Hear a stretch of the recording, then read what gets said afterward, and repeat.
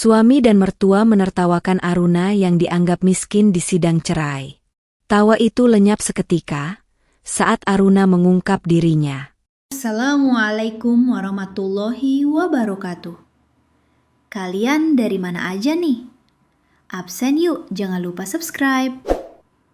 Buat yang sudah subscribe, semoga selalu diberkahi kebaikan dan rezeki yang mengalir. Pintu kayu mahoni yang menjulang tinggi itu seolah menelan seluruh keberanian yang tersisa dalam diriku. Aku, Aruna Nirmala, melangkah ke ruang sidang yang dingin, aroma debu dan kertas usang menusuk indera penciuman. Langkah kakiku nyaris tak terdengar, tenggelam dalam keheningan yang dipenuhi tatapan menghakimi. Aku hanya mengenakan gamis sederhana berwarna abu-abu tua dan jilbab instan yang sedikit lusuh, penampilan yang sangat kontras dengan pasanganku. Di seberang sana, sudah duduk mantan suamiku, Rendra, dan ibunya, Bu Sinta. Rendra tampak necis dengan kemeja birunya yang mahal, jam tangan mengilap, dan senyum sinis yang selalu ia pamerkan saat merasa di atas angin. Sementara Bu Sinta, dengan setelan batik sutra dan perhiasan emas yang berlebihan, menatapku seolah aku adalah kotoran yang menempel di sepatunya. Sesaat setelah aku duduk di samping pengacaraku yang tampak gugup, seorang wanita muda yang baru saja lulus, tawa kecil Bu Sinta pecah. Tawa itu kering, pendek, namun penuh makna penghinaan. Rendra menimpali, menutupi mulutnya dengan tangan, tetapi matanya memancarkan ejekan yang tak disembunyikan. Aku tahu mengapa mereka tertawa. Bagi mereka, aku adalah simbol kelemahan, kemiskinan, dan beban. Aku adalah wanita yang mereka kutip dalam gugatan cerai sebagai tidak produktif dan tidak memiliki kontribusi finansial. Mereka berasumsi bahwa setelah bercerai, aku akan menjadi gelandangan. Hatiku mencelos, namun bukan karena rasa sakit, melainkan karena rasa muak yang sudah menumpuk selama 5 tahun terakhir. Aku menunduk, merapikan ujung jilbabku, membiarkan mereka menikmati detik-detik terakhir arogansi palsu mereka. Lihat, Bu, bisik Rendra cukup keras, suaranya mencapai telingaku dengan jelas. Bahkan pengacaranya saja masih magang. Siapa yang mau bayar pengacara handal kalau kerjanya hanya di dapur? Bu Sinta terkekeh lagi. Sudahlah, Rendra, jangan buang energimu. Cepat selesaikan saja, minta dia lepas semua klaim harta Gonogini. Apa yang dia punya? Paling hanya resep masakan basi. Pengacaraku, Laras, mencengkeram roknya erat-erat, wajahnya memerah karena dipermalukan. Aku menyentuh lengannya perlahan, isyarat agar dia tetap tenang. Tolong fokus, ibu-ibu dan bapak. Sidang akan segera dimulai. Suara Pak Hakim terdengar datar, mencoba menertibkan suasana. Saat Pak Hakim memasuki ruangan dan semua diminta berdiri, aku merasakan adrenalin mulai mengalir. 5 tahun menjaga rahasia ini, hidup dalam kepura-puraan, menerima caci maki tanpa membalas. Semuanya akan berakhir hari ini. Semua kesabaran itu akan terbayar. Aku memejamkan mata sejenak. Aku ingat perjanjian yang kubuat dengan diriku sendiri saat menikah. Aku harus menguji karakter suamiku. Dan Rendra telah gagal total. Ia tak hanya gagal sebagai suami, ia juga gagal sebagai manusia. Aku membuka mata. Cahaya matahari pagi dari jendela pengadilan menyentuh wajahku, menyinari kain jilbabku yang tebal. Di bawah kain itu, tersembunyi otak yang merancang strategi bisnis bernilai triliunan, dan hati yang siap untuk membersihkan lumpur ini sekali untuk selamanya. Pak Hakim mulai memanggil nama. Perkara perceraian nomor 145, PDTG 2025 Pak JS. Pihak penggugat, Saudara Rendra Wirayudha. Pihak tergugat, Saudari Aruna Nirmala. Rendra duduk tegak, dadanya membusung. Ia yakin kemenangan sudah di tangan. Bu Sinta menyeringai puas. Mereka tidak tahu, di balik nama Aruna Nirmala, ada bayangan raksasa yang siap menelan mereka. Aku menegakkan punggungku. Aku bukan lagi istri yang takut dan lemah. Aku adalah Aruna. Dan hari ini, aku akan membongkar jati diriku. Mereka tertawa karena melihat penampilan luarku. Mereka akan menangis saat melihat isi dompetku. Dan mereka akan berlutut saat mengetahui siapa sebenarnya yang mereka hina. Pengacara Rendra memulai pembacaan gugatan. Suaranya lantang penuh percaya diri. Setiap kata adalah tusukan. Menuduhku hanya menghabiskan uang Rendra, tidak becus mengurus rumah tangga, dan bahkan dituduh tidak memiliki kecerdasan yang memadai untuk menjadi pendampingnya. Aku mendengarkan semua itu tanpa ekspresi, seperti menonton film lama yang membosankan. Tawa Rendra dan Bu Sinta semakin menjadi, merasa bahwa gugatan itu adalah cerminan dari kebenaran yang tidak terbantahkan. Mereka sungguh naif, berpikir bahwa jilbab sederhana adalah jubah kemiskinan, dan kesunyian adalah tanda kebodohan. Mereka akan segera tahu bahwa diamku adalah persiapan untuk ledakan yang maha dahsyat. Tawa Rendra membawa pikiranku kembali ke 5 tahun lalu, saat ia mengucapkan janji suci di hadapan wali dan saksi. Kala itu, Rendra adalah sosok yang penuh pesona, tampan, dan ambisius. Ia menjanjikan cinta abadi, kehidupan yang sederhana namun penuh makna, dan sebuah keluarga yang berlandaskan kasih sayang. Aku ingat, saat itu aku sudah menjadi Aruna yang sekarang, namun aku memilih untuk menutupinya. Aku baru saja mengambil alih kepemimpinan penuh dari grup Nusa Cipta, perusahaan multinasional yang didirikan oleh ayahku, tetapi identitas itu sangat tertutup dari publik. Aku dikenal hanya sebagai pemilik saham mayoritas yang misterius. Aku bertemu Rendra saat ia menjadi manajer menengah di salah satu anak perusahaan kami, tanpa ia tahu siapa pemilik sesungguhnya.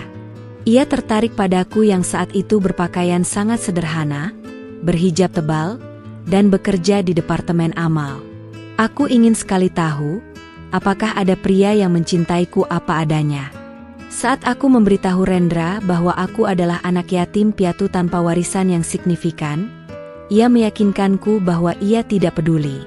Aku mencintai kesederhanaanmu, Aruna, katanya sambil menggenggam tanganku erat. Kekayaan tidak ada artinya. Kita akan membangun semuanya dari nol. Kata-kata itu terasa begitu indah, begitu murni, sehingga aku memutuskan untuk menikahinya. Aku bahkan membuat perjanjian pranikah yang disamarkan, memastikan semua asetku yang bernilai fantastis tetap terpisah. Setelah pernikahan, tabiat Rendra dan Bu Sinta perlahan berubah. Awalnya hanya sindiran kecil tentang masakanku yang terlalu biasa, atau jilbabku yang tidak modis. Namun, saat Rendra dipecat dari pekerjaannya karena kinerjanya yang buruk, situasinya memburuk drastis. Bu Sinta mulai menganggapku sebagai pembantu tanpa bayaran. Aku harus memasak, mencuci, dan membersihkan rumah mereka yang tidak seberapa besar itu. Semua sambil mendengar ceramah tentang betapa tidak bergunanya aku karena tidak bisa menghasilkan uang. Aku ingat malam saat Bu Sinta dengan sinis melemparkan beberapa lembar uang di hadapanku. Ini untuk belikan bumbu dapur, Aruna. Jangan bilang kamu tidak punya uang, karena kau memang tidak punya, katanya, matanya berkilat-kilat merendahkan. Saat itu, aku harus menahan diri untuk tidak mengeluarkan ponselku dan menunjukkan laporan rekeningku, yang saldonya bahkan bisa membeli seluruh kompleks perumahan tempat mereka tinggal. Rendra juga mulai menyalahkan aku atas kegagalannya. Ia sering pulang larut malam, mabuk, dan berteriak bahwa aku tidak memberinya dukungan spiritual atau koneksi yang cukup untuk mencapai kesuksesan. Padahal, diam-diam aku telah membayar semua utang pinjaman ayahnya yang dulu sempat memenjarakannya. Aku pernah mencoba membuka diri, menceritakan sedikit tentang kemampuanku dalam berbisnis. Rendra hanya tertawa terbahak-bahak. Kamu? Berbisnis? Urusan rumah tangga saja berantakan, apalagi mengurus perusahaan, ejeknya saat itu. Kekecewaan itu memuncak. Aku menyadari, pria yang kucintai hanyalah seorang materialis sombong yang hanya melihat nilai seseorang dari harta yang terlihat. Ia tidak mencintai diriku yang asli. Maka, aku memutuskan untuk melanjutkan sandiwara ini hingga akhir. Aku ingin melihat seberapa jauh mereka akan merendahkan dan menghinaku. Aku ingin mereka menunjukkan wajah asli mereka yang serakah di hadapan hukum. Aku menghubungi ayah angkatku, yang mengurus semua asetku, dan memberinya instruksi untuk bersiap. Hari sidang cerai ini adalah panggung terakhir sandiwara Aruna yang lemah. Malam sebelum sidang, Rendra bahkan mengancamku. Pastikan kau tidak berani menuntut apa-apa, Aruna. Jika tidak, aku akan mempermalukanmu di pengadilan sebagai wanita tidak tahu diri, katanya dengan mata merah. Aku hanya mengangguk pelan, seolah takut. Di balik jilbabku, aku tersenyum tipis. Tentu, Rendra, jawabku dengan suara paling lembut yang bisa kubuat. Aku akan mematuhi semua kehendakmu. Kepatuhanku hanya menambah besar kepala Rendra. Ia dan Bu Sinta yakin, mereka telah berhasil menghancurkanku dan akan keluar dari pernikahan ini tanpa harus kehilangan sepeser pun. Kini, di ruang sidang yang dingin, tawa mereka adalah musik terakhir sebelum tirai drama ini dibuka. Kilas balik itu selesai. Aku kembali menatap Rendra yang kini berbisik kepada pengacaranya sambil menunjuk ke arahku dengan jijik. Aku menggenggam tangan Laras, pengacaraku. Genggamanku kuat dan dingin, memberinya keyakinan yang tidak ia duga dariku. Rendra, bersiaplah. Permainan telah berakhir. Pengacara Rendra, seorang pria parubaya bernama Pak Jamal, berdiri dengan gagah, memegang map tebal yang isinya dipenuhi kebohongan. Dia mulai membacakan poin-poin gugatan. Suaranya bergema, penuh retorika yang dibuat-buat. Yang Mulia Hakim, ia memulai dengan nada dramatis, klien kami, Saudara Rendra Wirayuda, telah berjuang keras untuk mempertahankan pernikahan ini. Namun, tergugat, Saudari Aruna Nirmala, telah terbukti tidak memenuhi kewajiban sebagai seorang istri. Aku mendengar deretan tuduhan tak berdasar. Aku dituduh mengabaikan kebutuhan emosional Rendra, dituduh sering sakit-sakitan, padahal aku hanya kelelahan mengurus bisnis rahasia, dan yang paling menusuk, dituduh sebagai parasit dalam keluarga Rendra. Kami juga mendapati bahwa selama pernikahan, Saudari Aruna tidak pernah memiliki pekerjaan tetap yang menghasilkan. Ia hanya mengandalkan belas kasihan dan uang nafkah yang diberikan klien kami. Lanjut Pak Jamal, memutarbalikan fakta bahwa akulah yang secara pasif membiayai 80% kebutuhan rumah tangga. Bu Sinta mengangguk-angguk setuju di tempat duduknya, menatapku dengan mata penuh kebencian.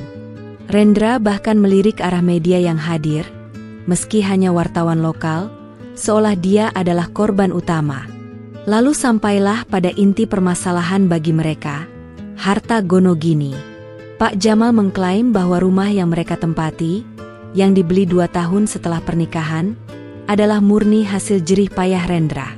Padahal, aku ingat betul, uang muka dan cicilan pertama rumah itu diam-diam kuselesaikan melalui transfer tanpa nama yang kusebut, bonus dari kantor Rendra. Kami menuntut agar tergugat tidak berhak atas satupun aset yang diperoleh selama pernikahan, termasuk rumah tinggal, kendaraan, dan bahkan perabotan, tegas Pak Jamal. Jika dihitung, nafkah yang telah dikeluarkan klien kami jauh lebih besar daripada kontribusi nol yang diberikan oleh tergugat. Nol kontribusi, Yang Mulia, ulang Bu Sinta dengan desisan tajam yang berhasil menarik perhatian Pak Hakim sejenak. Laras, pengacaraku, berdiri dengan gemetar. Yang Mulia, kami menolak semua tuduhan tersebut. Klien kami, Ibu Aruna, telah menjalankan kewajibannya dengan penuh kasih sayang, dan menolak klaim harta Gonogini sepenuhnya. Tunggu, bagian menolak klaim ini adalah bagian dari sandiwaraku. Aku memang tidak mau harta mereka. Rendra tiba-tiba tertawa keras. Tawa itu tak tertahankan dan membuat Pak Hakim harus mengetuk palu. Kenapa Anda tertawa, Saudara Rendra? Tanya Pak Hakim dengan nada kesal. Maaf, Yang Mulia, Rendra menahan tawanya, tapi matanya masih menyala. Saya hanya terkejut mendengar dia menolak klaim. Memangnya apa yang mau dia klaim? Seluruh hartanya hanyalah 3 potong mukena dan seperangkat alat masak usang. Seluruh ruangan, termasuk beberapa staf pengadilan, nyaris tak bisa menahan senyum mereka. Bu Sinta mengipasi dirinya sendiri, seolah aku adalah lelucon paling menghibur hari itu. Tergugat diam saja. Itu berarti dia mengakui, Yang Mulia, sambung Pak Jamal dengan cepat. Laras menoleh padaku dengan panik. Ia berharap aku mengatakan sesuatu, membela diri, minimal memprotes. Tapi aku menggeleng pelan, wajahku tetap tenang di balik jilbab lebar. Aku membiarkan mereka menggali lubang kehancuran mereka sendiri. Aku ingin setiap kata hinaan itu terekam jelas di memori. Sesi pembacaan gugatan selesai. Pak Hakim menatapku lurus-lurus. Matanya yang tajam seolah menembus kain jilbabku. Saudari Aruna Nirmala, suara Pak Hakim terdengar berwibawa. Apakah Anda memiliki bantahan atau tanggapan spesifik terhadap klaim yang menyatakan Anda tidak memiliki kontribusi finansial atau pekerjaan selama pernikahan? Ini adalah momennya. Semua mata tertuju padaku. Rendra dan Bu Sinta sudah menyiapkan cemoohan mereka. Aku meneguk air liur. Aku berdeham sedikit, suaraku yang jarang terdengar kini memecah keheningan. Yang Mulia Hakim, kataku pelan, tapi suaraku mengejutkan semua orang karena ketenangannya. Saya tidak akan membantah tuduhan itu hari ini. Namun, sebelum saya memberikan tanggapan final saya memiliki satu permintaan kecil. Permintaan apa? Tanya Pak Hakim, merasa tergelitik. Rendra mendengus. Paling minta ganti rugi panci rusak. Aku tersenyum tipis di balik cadar imajiner. Aku menatap mata Rendra lurus-lurus, senyum itu menghilang. Waktu sandiwara sudah habis. Pak Hakim Haris terlihat penasaran dengan permintaanku, begitu juga dengan pengacara Rendra, Pak Jamal. Hanya Rendra dan Bu Sinta yang tetap yakin bahwa permintaan itu hanyalah kebodohan dan upaya untuk mengulur waktu. Silakan, Saudari Aruna. Sampaikan permintaan Anda, ujar Pak Hakim. Sebelum aku sempat bicara, Rendra memotong, jangan buang waktu, Yang Mulia. Dia hanya mencoba mencari simpati. Aku mengabaikan Rendra.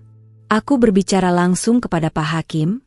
Mataku menunjukkan ketegasan yang tak pernah kulihatkan selama 5 tahun ini.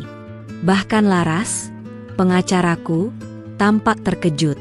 Yang Mulia, sebelum saya menjawab semua fitnah mengenai kontribusi finansial, saya ingin bertanya kepada mantan suami saya, Saudara Rendra Wirayuda. Kataku, jeda sejenak. Apakah Anda masih mengingat nama atasan yang memecat Anda dari perusahaan Anda dulu? Rendra mengerutkan kening. Apa-apaan ini? Pertanyaan tidak relevan. Relevan, Yang Mulia, aku menyela dengan cepat. Mohon biarkan dia menjawab. Pak Hakim mengangguk. Jawab, Saudara Rendra. Rendra menghela napas kasar. Tentu saja saya ingat. Namanya Bapak Wiratama. Tapi dia adalah manajer yang bodoh dan cemburu pada potensi saya. Apakah Anda ingat alasan pemecatan Anda? Tanyaku lagi, suaraku kini lebih bernada interogasi. Alasan konyol. Dituduh menggelapkan dana kecil untuk proyek fiktif. Itu semua fitnah. Rendra membela diri dengan emosi. Aku menahan senyum. Proyek fiktif itu sesungguhnya adalah aku yang membuat laporan fiktif untuk menutupi hutang Rendra, agar dia tidak dipenjara. Saudara Rendra, apakah Anda ingat siapa yang membatalkan lelang properti keluarga Anda 2 tahun lalu, saat Anda terancam bangkrut karena investasi salah? Tanyaku, kini suaraku menusuk. Wajah Rendra memucat sedikit. Bu Sinta mendadak diam. Pertanyaan ini menyentuh luka lama yang sangat mereka rahasiakan. Itu urusan internal. Rendra tergagap. Ada investor misterius yang mendadak melunasi sebagian utang tanpa nama. Apa hubungannya dengan perceraian kita? Hubungannya adalah jati diri saya. Rendra, jawabku tenang. Aku kini menatap Bu Sinta, yang mulai terlihat gelisah. Bu Sinta, apakah Anda masih ingat Yayasan Amal yang membiayai seluruh operasi jantung cucu tetangga kita setahun lalu? Katanya, sumbangan dari Nyonya Anggrek yang misterius. Bu Sinta mendadak mengipas-ngipasi dirinya dengan tangan. Iya, lalu, saya minta pengacara saya untuk mengajukan satu dokumen. Dokumen yang akan menjawab semua pertanyaan ini. Aku mengakhiri interogasiku. Aku menoleh ke arah Laras, dan memberinya anggukan pasti. Yang mulia, kata Laras, kini dengan suara lebih mantap. Kami meminta agar dokumen pengesahan kepemilikan dan status hukum dari Yayasan Nusa Cipta Mandiri dihadirkan ke persidangan. Seketika, tawa Rendra dan Bu Sinta terhenti total. Nusa Cipta Mandiri adalah yayasan amal terbesar dan paling misterius di Indonesia, yang bahkan Presiden pun menghormatinya. Yayasan Nusa Cipta Mandiri, ulang Pak Hakim, alisnya terangkat. Bahkan Pak Jamal terlihat kaget, berbisik panik kepada Rendra. Permintaan yang tidak masuk akal, teriak Rendra, kini suaranya meninggi.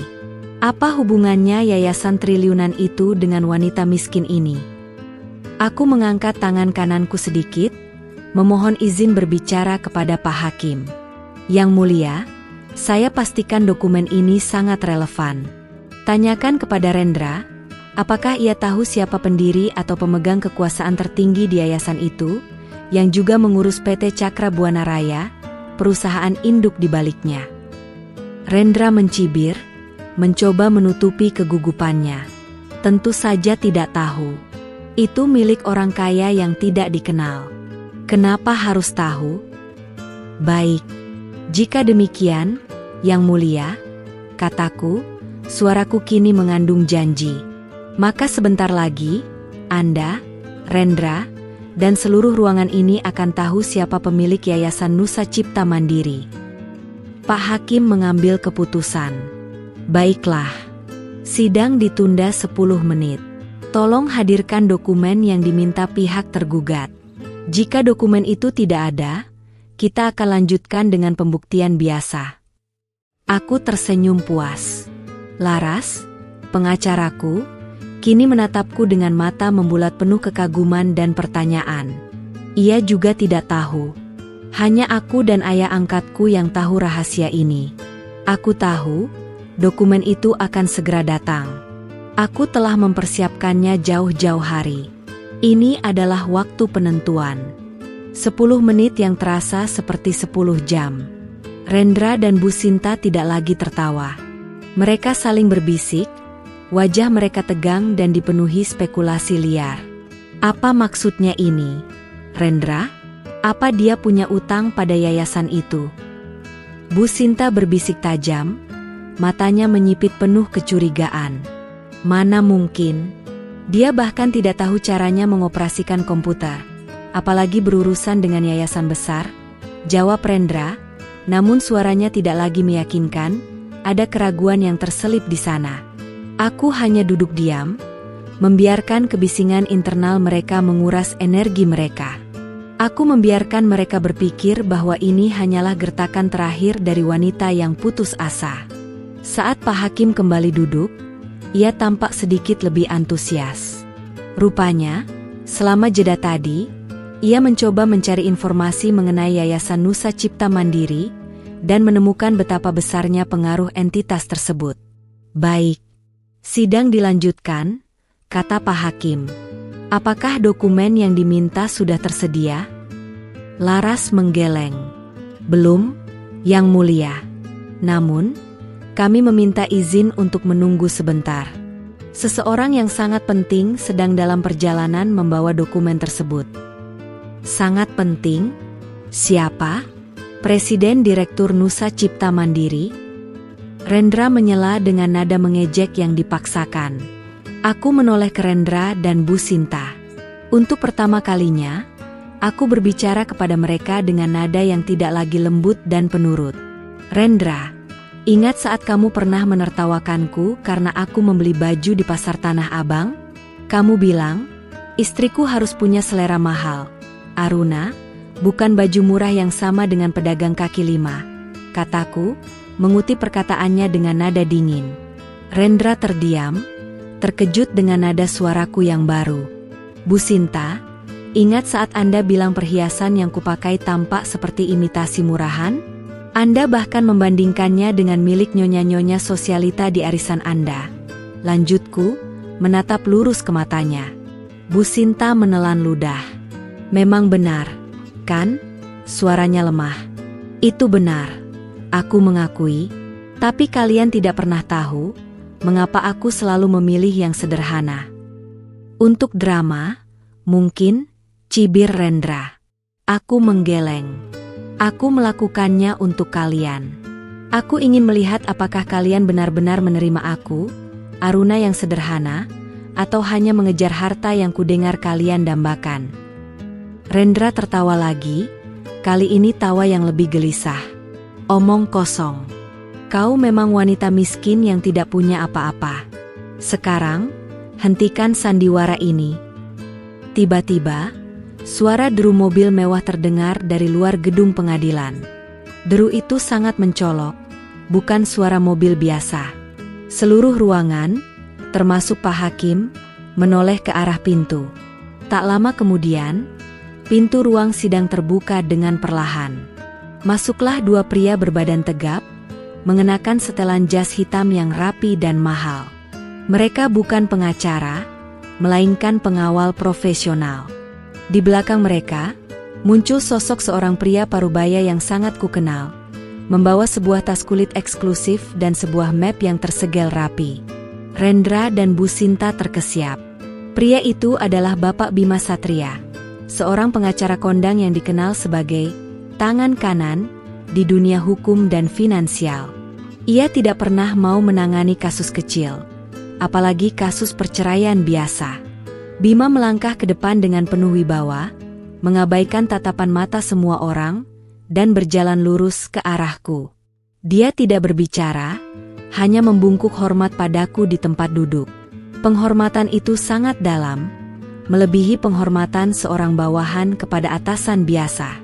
Maaf atas keterlambatan saya, Nyonya, bisik Bima padaku, suaranya sangat rendah.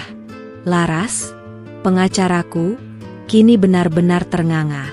Ia tidak tahu siapa Bima, tapi ia tahu aura kekuatan di sekitarnya. Aku mengangguk pada Bima. Terima kasih, Pak Bima.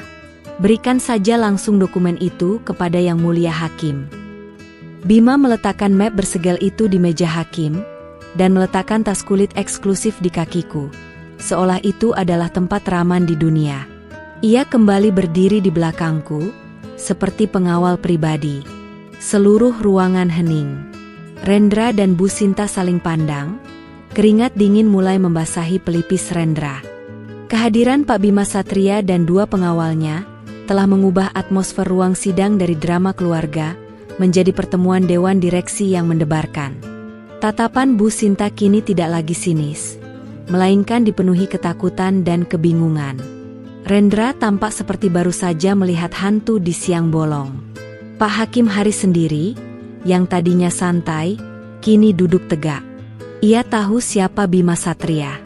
Kehadiran Bima di sini berarti kasus perceraian ini, yang tadinya hanya selembar kertas, kini berubah menjadi isu dengan bobot politik dan finansial yang sangat besar. Maaf, Saudara Bima, kata Pak Jamal, pengacara Rendra. Suaranya kini terdalam 2 oktav. Dengan segala hormat, apa kepentingan Anda di persidangan ini?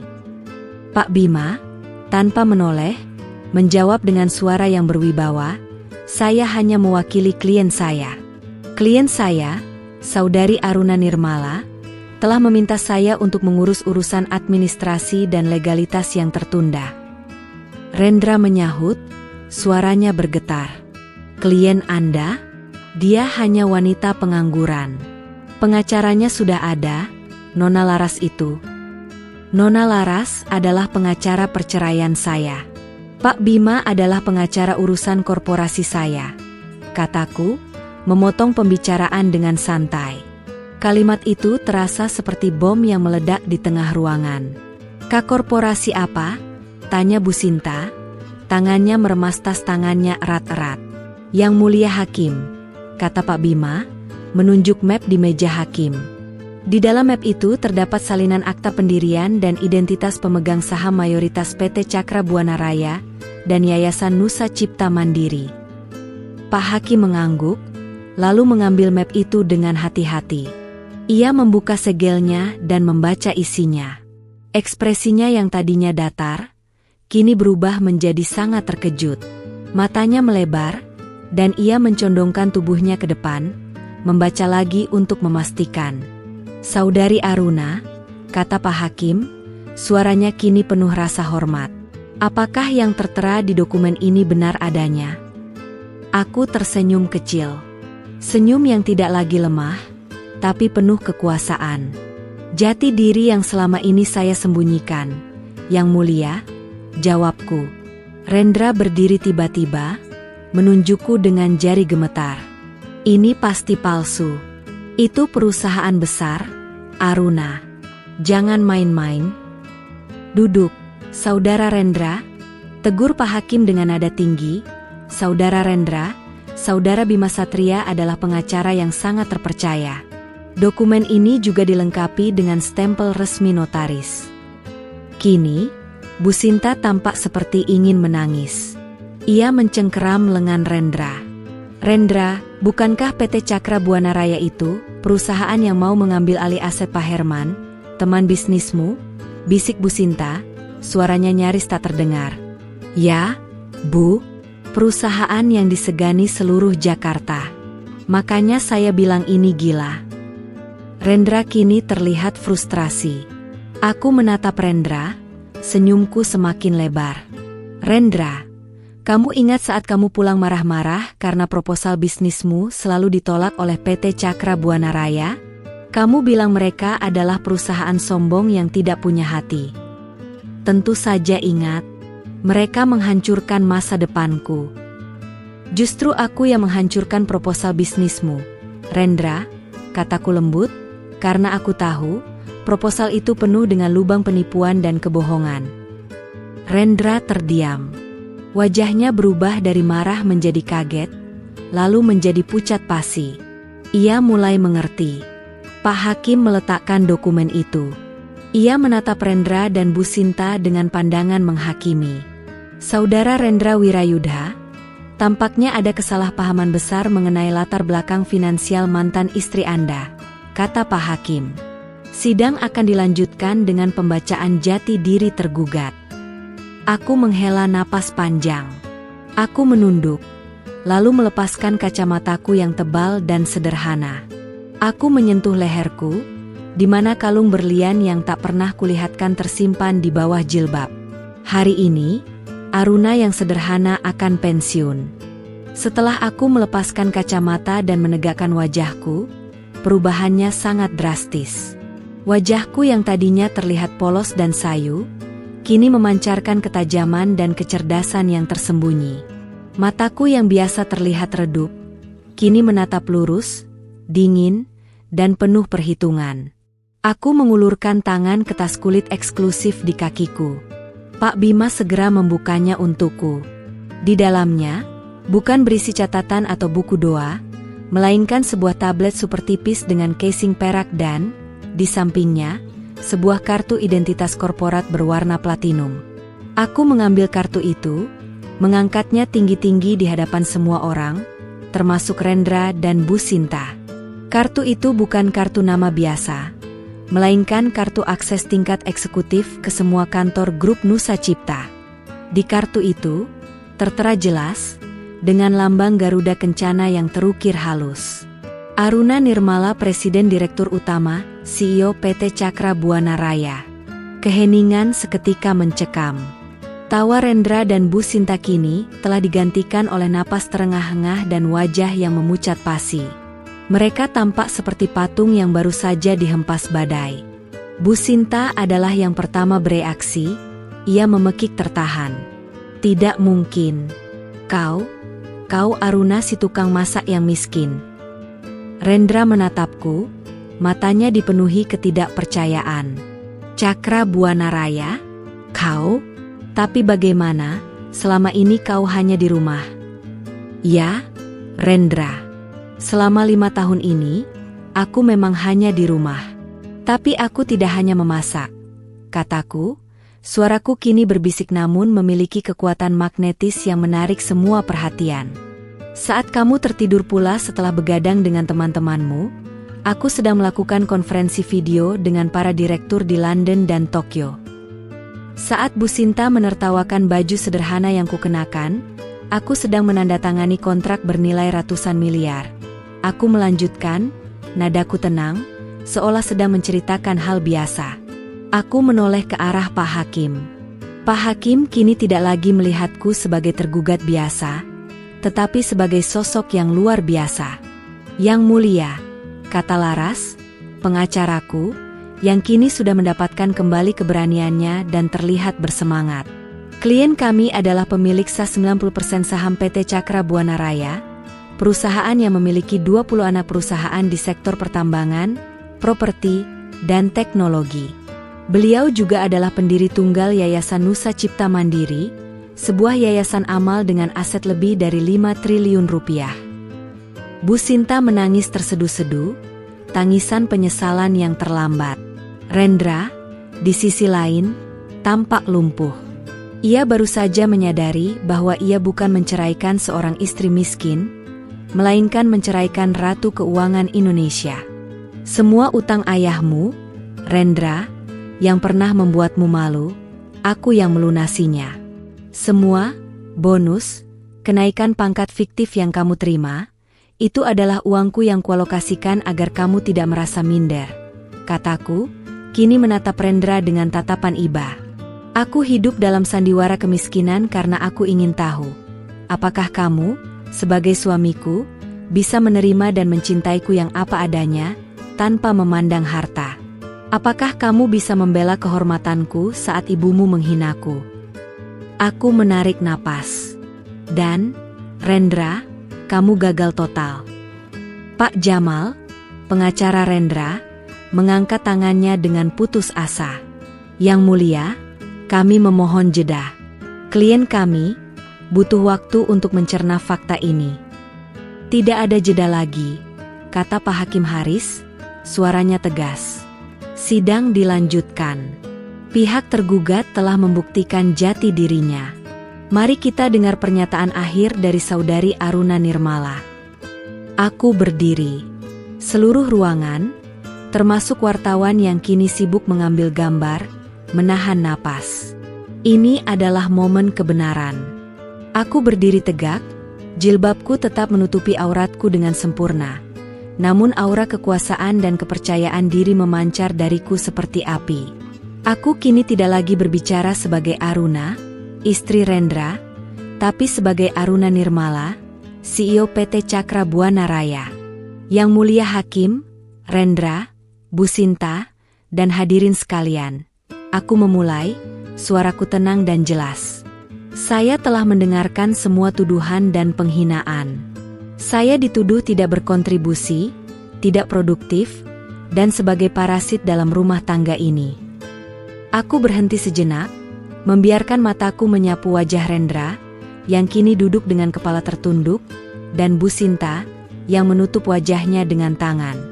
Sekarang, mari kita bicara angka, lanjutku. Aset yang diklaim Rendra sebagai harta gono gini, termasuk rumah yang ia sebut hasil jerih payahnya, jika digabungkan, nilainya tidak mencapai 1% dari total dana yang dialokasikan Yayasan Nusa Cipta Mandiri untuk biaya operasional bulanan. Tersentak, Rendra mengangkat wajahnya, air mata mulai menggenang di matanya, bukan karena sedih, tapi karena penyesalan yang mendalam. Rendra, aku berkata, nadaku kini lebih lembut, tapi lebih menghancurkan. Kamu ingat saat kamu ingin membeli mobil sport mewah, dan aku melarangmu? Itu karena harga mobil itu, jika dibandingkan dengan jumlah donasi yang kukirim ke yayasan setiap jam, bahkan tidak ada artinya. Aku menjelaskan alasanku bersembunyi. Ayahku mendirikan grup Nusa Cipta dengan filosofi kerendahan hati. Kekayaan bukanlah untuk dipamerkan, tetapi untuk dikelola dan digunakan demi kebaikan umat. Aku menutup diri dari publik, memakai penampilan sederhana, demi keamanan dan untuk menguji karakter orang-orang di sekitarku. Aku ingin melihat, apakah Rendra akan mencintaiku karena diriku atau karena uangku.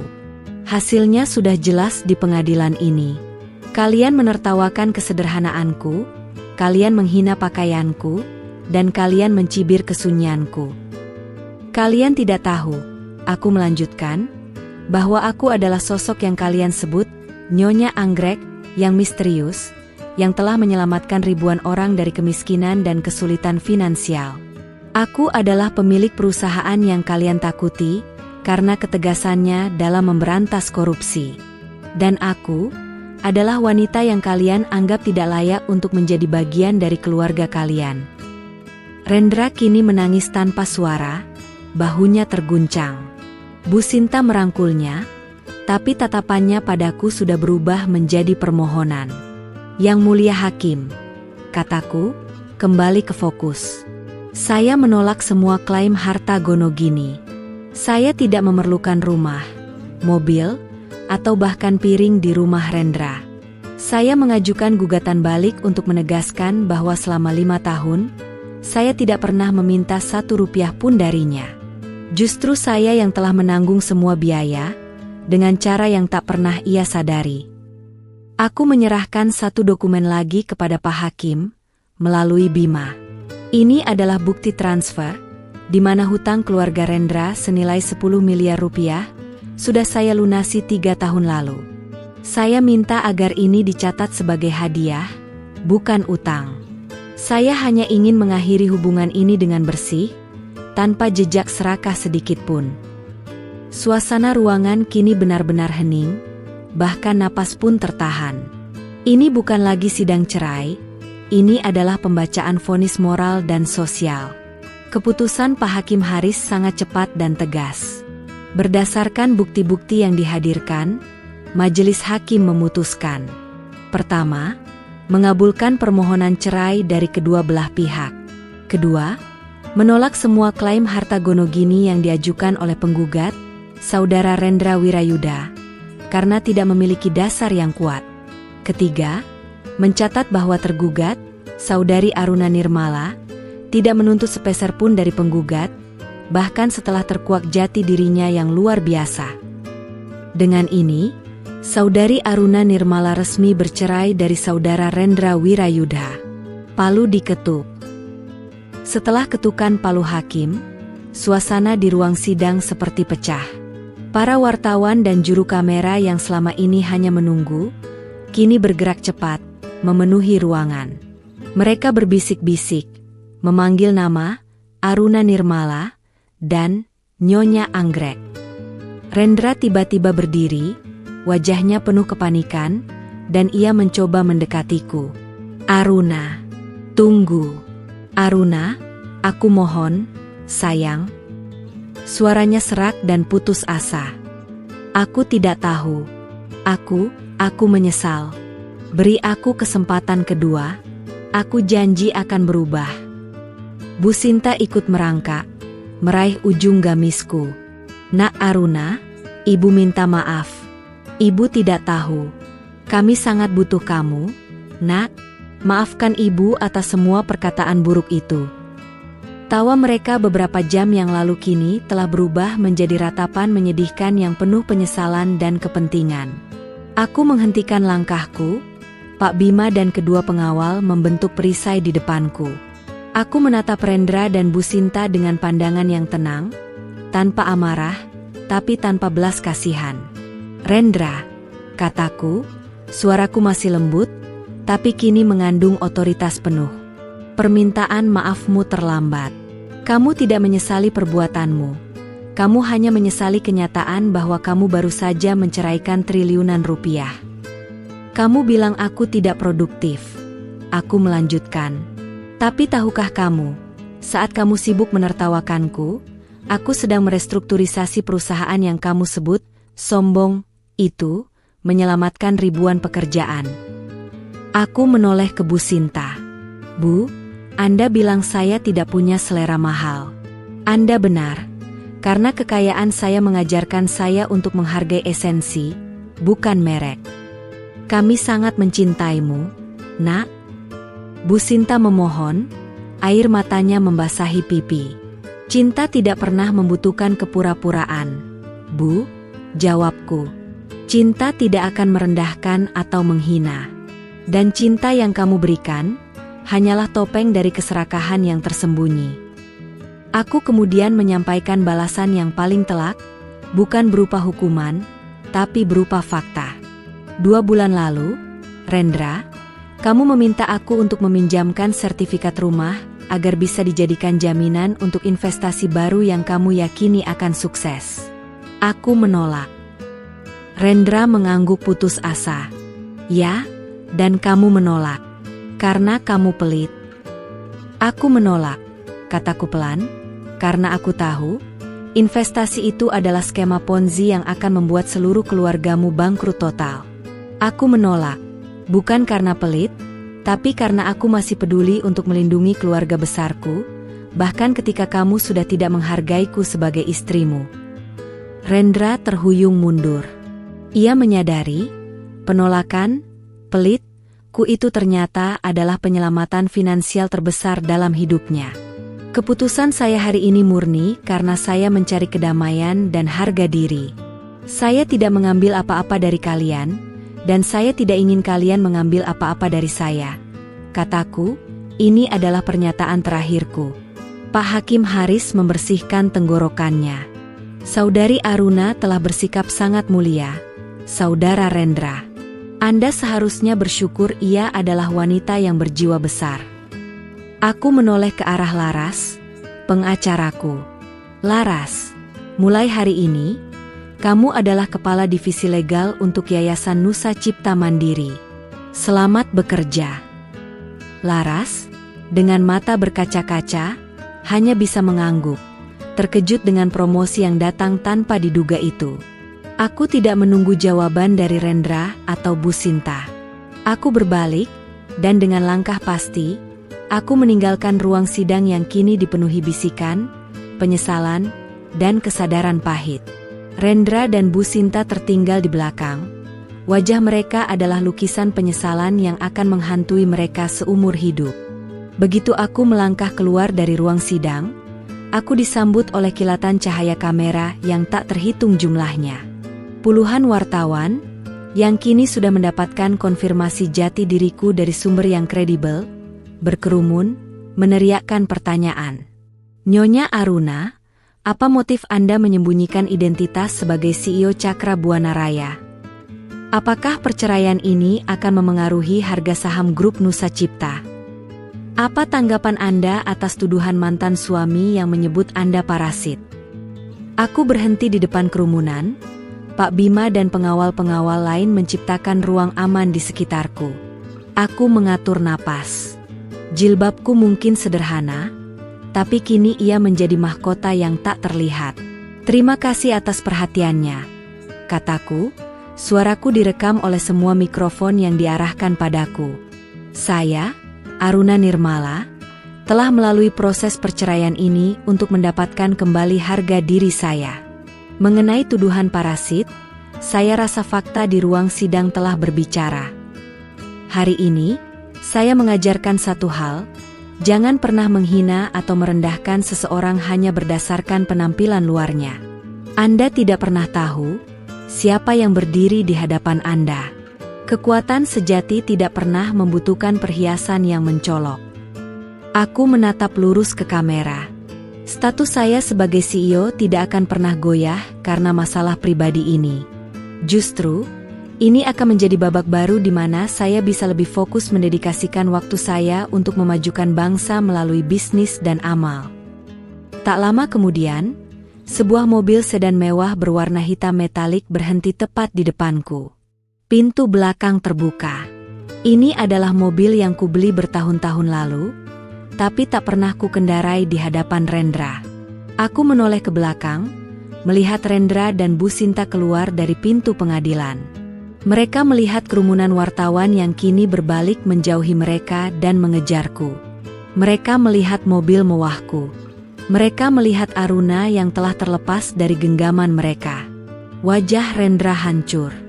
Ia tidak hanya kehilangan istri, ia kehilangan kesempatan untuk menjadi orang terkaya di Asia Tenggara. Aku tersenyum untuk terakhir kalinya. Senyum yang kini membawa kelegaan dan kebebasan. Selamat tinggal, Rendra. Semoga kamu menemukan kebahagiaan sejati, tanpa perlu mengandalkan harta orang lain. Bisikku, meskipun ia tidak mendengarnya. Aku masuk ke mobil. Saat mobil melaju pelan, meninggalkan gedung pengadilan yang kini ramai oleh perbincangan tentang Nyonya Anggrek yang berjilbab sederhana, aku merasakan beban berat terangkat dari pundakku. Kisah perceraian ini dengan cepat menjadi viral. Bukan karena drama perselingkuhan, melainkan karena drama pembongkaran jati diri. Dunia bisnis geger, dan namaku menjadi simbol kekuatan wanita yang tersembunyi. Malam harinya, di penthouse baruku yang sangat minimalis namun memiliki pemandangan kota yang menakjubkan, aku menerima telepon dari Laras. Bu Aruna, berita ini luar biasa. Semua media mencetak kisah Anda. Saham Cakra Buana Raya melonjak 10% hari ini, kata Laras, suaranya dipenuhi kegembiraan. Bagus, Laras, jawabku sambil menyesap teh hangat. Lalu, Rendra dan Bu Sinta, tanyanya hati-hati. Aku terdiam sejenak. Mereka telah mendapatkan apa yang pantas mereka dapatkan, kebenaran. Sekarang, tutup semua buku tentang mereka. Fokus kita adalah masa depan. Aku berdiri, menatap gemerlap lampu kota Jakarta. Aku masih Aruna, wanita berhijab yang mencintai kesederhanaan. Hanya saja, mulai hari ini, aku tidak akan pernah lagi membiarkan siapapun merendahkan diriku hanya karena apa yang mereka lihat di permukaan. Aku akhirnya bebas. Babak baru Aruna Nirmala, pemimpin sejati, telah dimulai. Dan kali ini, tidak ada lagi sandiwara.